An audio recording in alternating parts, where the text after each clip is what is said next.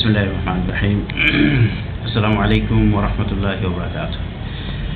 আমি ডাক্তার মোহাম্মদ মতিয়ার রহমান। আমার খুলনা জেলার ডুমুরিয়া উপজেলা আরাজি ডুমুরিয়া গ্রামে আমার জন্ম। শিক্ষা জীবন শুরু কওমি মাদ্রাসা থেকে। কওমি মাদ্রাসায় 6 বছর পড়াশোনা করার পরে আমাকে স্কুলে দেওয়া হয়। ক্লাস 6-এ যে আমি প্রথম ইংরেজি শিখি। তারপরে স্কুল জীবন শেষ করে ইন্টারমিডিয়েট করার পরে ঢাকা মেডিকেল কলেজ থেকে MBBS পাশ করার পরে আমি চলে যাই ইরাকে। 4 বছর থাকায় ওই সময় আরবি বলা শিখে যাই, এবং যেহেতু মাদ্রাসা ব্যাকগ্রাউন্ড ছিল প্রথমে শিক্ষা জীবনের শুরুতে, এই জন্য খুব তাড়াতাড়ি আরবি শিখে ফেলি। তো ইরাকে 4 বছর চাকরি করার পরে আমি ইংল্যান্ডে চলে যাই। ওখান থেকে FSS ডিগ্রি করে দেশে ফিরে আসি।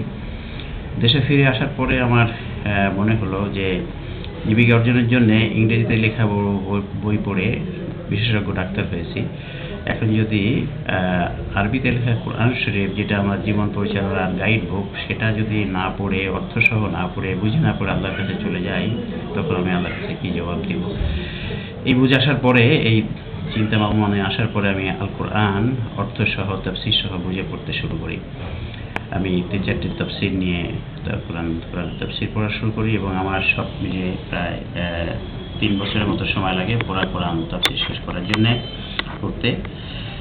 কোরআন পড়ার পরে, অর্থসহ বুঝে পড়ার পরে আমি অবাক হয়ে গেলাম যে কোরআনের বক্তব্য এবং মুসলমান সমাজের যে সমস্ত কথাবার্তা চালু আছে সেগুলোর সাথে বিরাট পার্থক্য। এই বিরাট পার্থক্যই আমাকে ইন্সপিয়ার করলো যে আমাকে কিছু লিখতে হবে।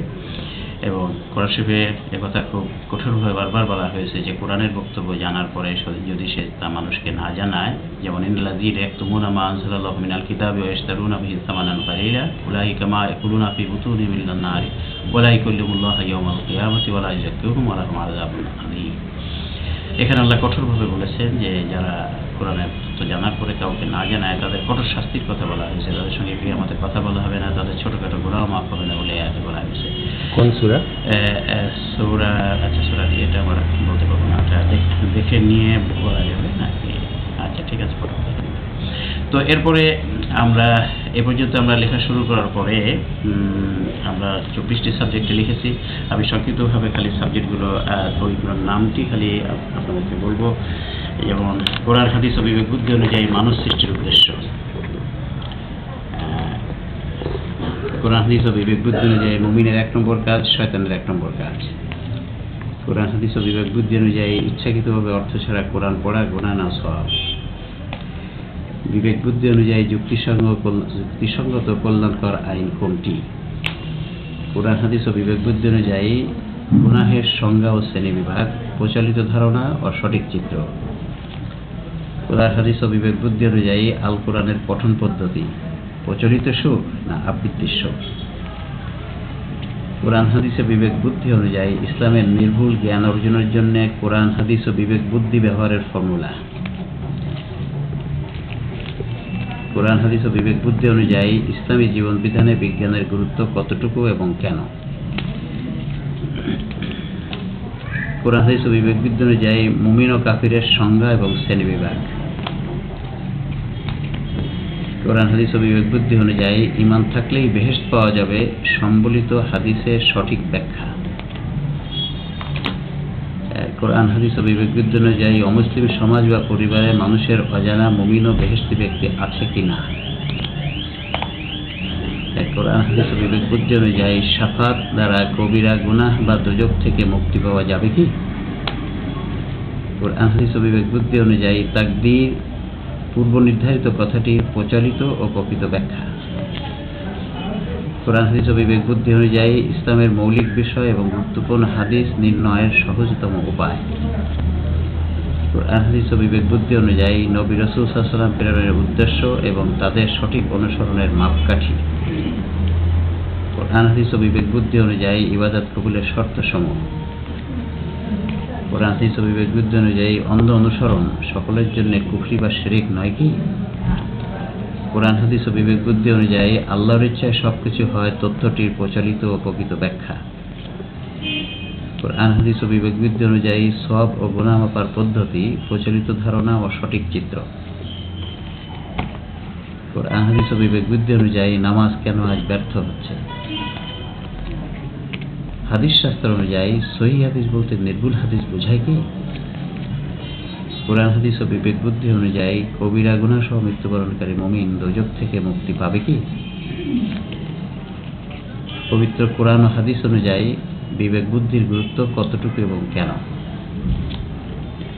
কোরআন হাদিস ও বিবেক বুদ্ধি অনুযায়ী ওযু ছাড়া কোরআন স্পর্শ করলে গুনাহ হবে কি হবে না?